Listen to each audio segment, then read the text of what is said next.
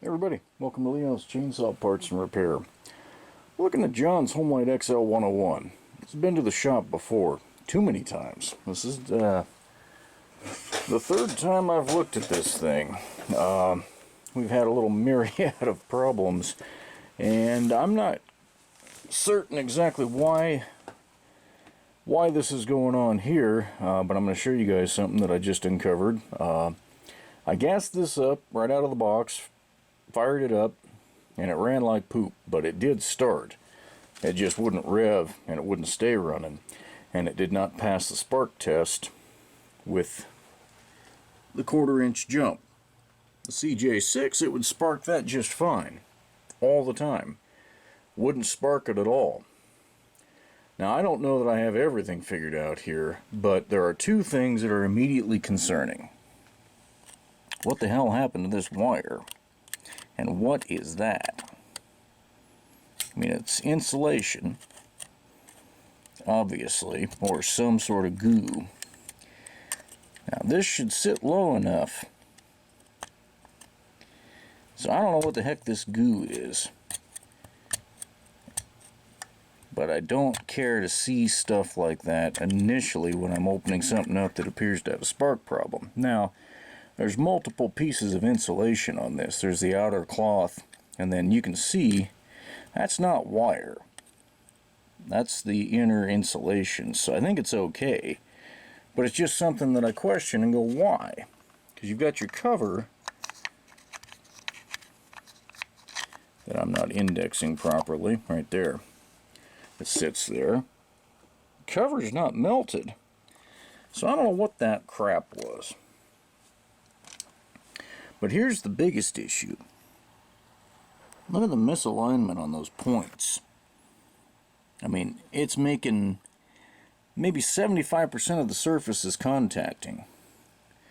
But look at this.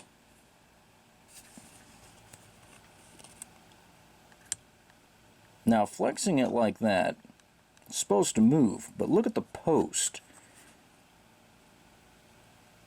The whole damn points post is moving.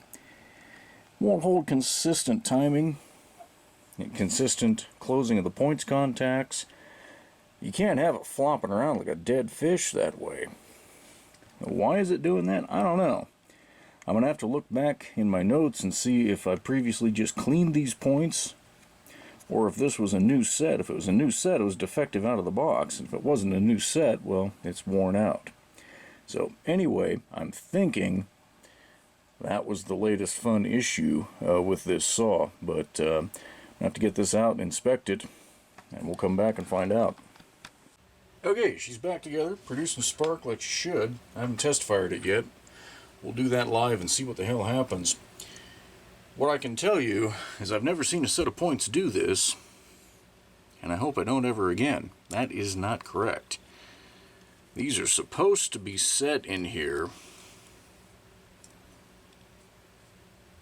and then you can see those marks where they're supposed to be flared so that pin can't move.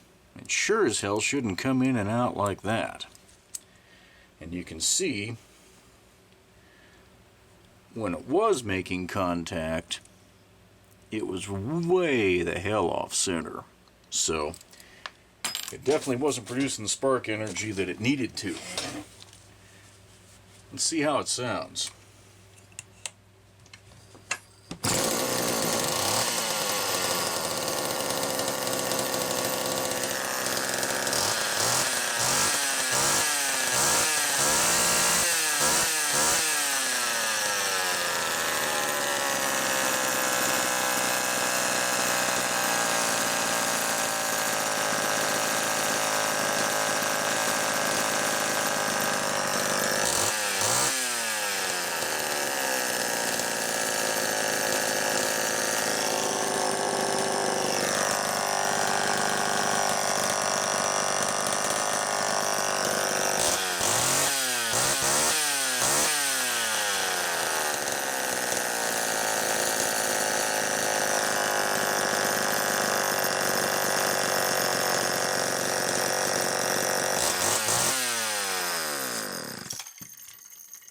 All right. Well, John, that's got to be a little more encouraging. She's running rich, but that could be just because it's tuned for your mix. I'm not touching anything on the carb settings. It'll be easy enough to dial in from here. The reason it started so easily was the fact that I'd had it running before, and also spun it over with the drill quite a bit, checking spark and making sure it was consistent. That's one thing. I know I've harped on it before. I think Sten's built this one, but this style tester really will tell you what sins are in your ignition system. Because with those old worn out, wobbly, janked points, I could set the spark plug up here on the muffler, spin it over with the drill. Look beautiful. Absolutely beautiful spark. And it would have been enough to really confuse a guy. Get it back together, have it run, but not right. So the dead giveaway on this one that there was something ignition related is it would start, but it had a pop and bang. That's never the carburetor. It's always going to be ignition of some sort.